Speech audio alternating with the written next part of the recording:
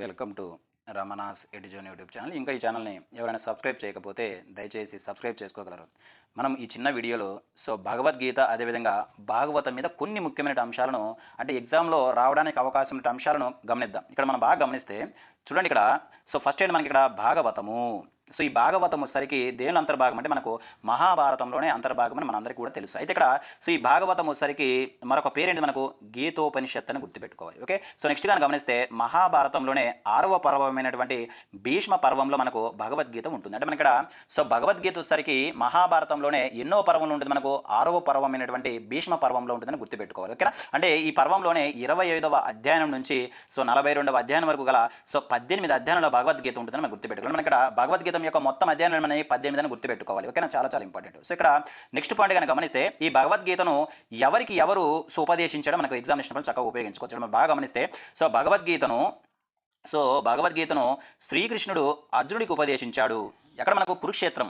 కురుక్షేత్ర యుద్ధం జరుగుతున్నప్పుడు యుద్ధం చేయడానికి నిరాకరించినటువంటి అర్జునుడికి భగవద్గీతను శ్రీకృష్ణుడు అర్జునుడికి ఉపదేశించినట్లుగా మనం గుర్తుపెట్టుకోవాలి. మనకు భగవంతుని యొక్క ఈ బోధనే మనం ఏమంటాం భగవద్గీతగా పిలుస్తామని గుర్తుపెట్టుకోవాలి. ఓకే, అయితే శ్రీకృష్ణుడి యొక్క శంఖం పేరు ఏంటి మనకు పాంచాజన్యం అని గతంలో మనం చెప్పుకోవడం జరిగింది. అయితే భగవద్గీత అనే గ్రంథము హిందూ మత పవిత్ర గ్రంథంగా గుర్తుపెట్టుకోవాలి. మనకు హిందూ మతం యొక్క పవిత్ర గ్రంథం ఏంటంటే మనకు భగవద్గీతను గుర్తుపెట్టుకోవాలి. ఈ భగవద్గీతలో మొత్తం ఎన్ని అధ్యాయాలు ఉంటాయంటే మనకు 18 అధ్యాయాలు ఉంటాయని మనం గుర్తుపెట్టుకోవాలి. అయితే మనకు ఈ భగవద్గీతలో ఎన్ని శ్లోకాలు ఉంటాయి? మనకు చాప్టర్లు అయితే ఎన్ని ఉంటాయి? మనకు 18 చాప్టర్లు ఉంటాయి.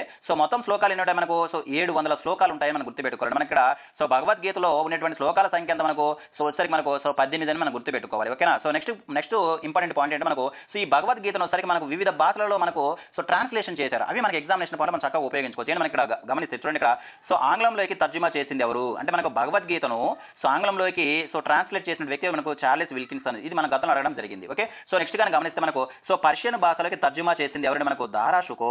అంటే మన దారాషుకో వచ్చరికి మొఘల్ వంశానికి చెందినటువంటి రాదనమాట. ఈ దారాషుకో వచ్చరికి మనకు భగవద్గీతను అదేవిధంగా మనకు పురాణాలను అదేవిధంగా మనకు వచ్చరికి ఉపనిషత్తులను మనకు పర్షియన్ భాషలోకి అనువాదించిన వ్యక్తిగా మనకు ఎవరిని గుర్తుపెట్టుకోవాలి? మనకు దారాషుకో అని గుర్తుపెట్టారు. అదేవిధంగా మరాఠీ భాషలోకి తర్జుమా చేసిన ఏకనాథు. అంటే ఏకనాథ్ వచ్చరికి మరాఠీ భాషలో, అదేవిధంగా మనకు దారాషుకో వచ్చరికి మనకు పర్షియన్ భాషలో, అదేవిధంగా చార్లెస్ విల్కిన్సన్ వచ్చరికి ఆంగ్ల భాషలోకి మనకు ఈ భగవద్గీతను అనువాదించినట్లుగా మన ఎగ్జామినేషన్ పాయింట్ ఆఫ్ లో గుర్తుపెట్టుకో. అయితే మనకి ఇక్కడ మహాభారతాన్ని తమిళంలోకి అనువాదించింది ఎవరు మనకు పెరుందేవనార్.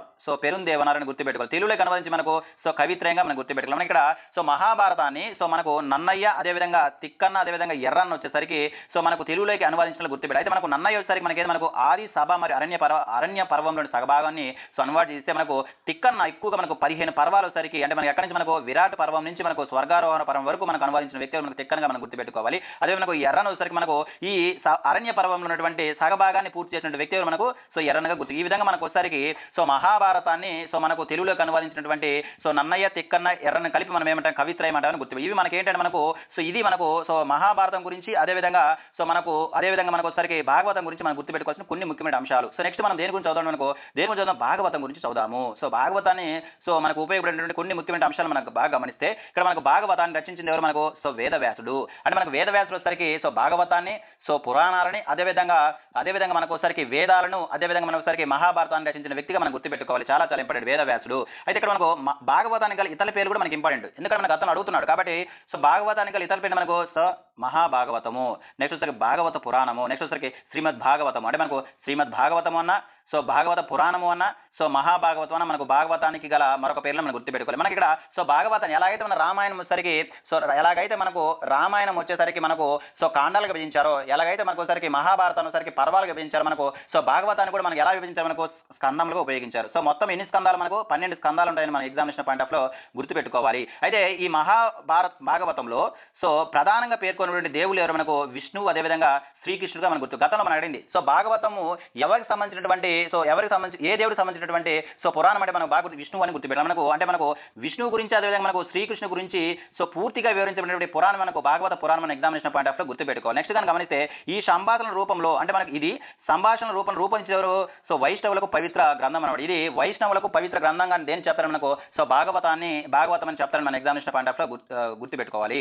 నెక్స్ట్ వచ్చరికి ఈ భాగవతాన్ని తెలుగులోకి అనువాదించింది ఎవరు? మనకు భాగవతం అవ్వచ్చు అదేవిధంగా వేదాలు అవ్వచ్చు పురాణాలు అవ్వచ్చు ఇవన్నీ కూడా వేదవ్యాసులు వచ్చరికి మనకు సంస్కృతంలో రచిస్తే మనకు తెలుగులోకి భాగవతం అనువదించిన వ్యక్తి మనకు పోతనగా మనం గుర్తుపెట్టుకోవాలి. అయితే ఈ పోతన రచన ఏంటి మనకు శ్రీమద్ ఆంధ్ర సో భాగవతము అదేవిధంగా భోగిని దండకంగా గుర్తుపెట్టి ఇవి మనకు సో భాగవతము అదేవిధంగా మనకు భగవద్గీత అదేవిధంగా మహాభారతం గురించి ఎగ్జామ్లో రావడానికి అవకాశం ఉంటే మరికొన్ని ముఖ్యమైన అంశాలు వచ్చే వీడియోలో మరొక టాపిక్ గురించి మనం ఎగ్జామినేషన్ పాయింట్ ఆఫ్ లో చక్కగా చూద్దాం. ఇంతవరకు చూసినందుకు ధన్యవాదాలు.